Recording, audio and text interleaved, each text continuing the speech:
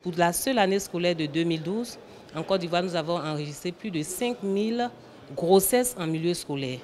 C'est énorme. Les jeunes n'ont certainement pas la bonne information en matière de santé sexuelle et de la reproduction. Donc, c'est des programmes qui ne sont pas vraiment développés comme il se doit dans les modules d'enseignement au niveau de l'école. Et aussi au niveau des familles, la santé, parler de santé, c'est un peu un problème tabou. Donc l'information ne vient pas de la maison.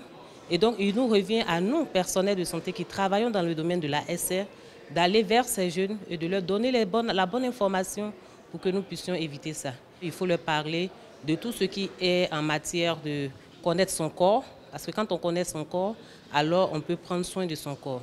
Ensuite, leur donner l'information en matière d'abstinence. Pour ceux qui ne sont pas abstinents, il faut leur donner aussi qu'ils aient le choix de pouvoir se protéger contre les grossesses non désirées. Quand ce n'est pas vraiment vulgarisé, on a peur du qu'en dira-t-on.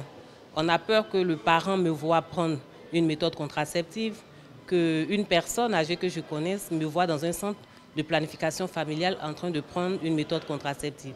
Et donc c'est cette glace-là qu'il va falloir briser. Quand la femme est éduquée, elle arrive à faire la part des choses entre les pesanteurs socioculturelles et ce qui est bon. Et ça lui permet aussi de mieux comprendre ce qu'on lui explique en termes de santé, en termes de population, en termes de développement, et elle a même de saisir.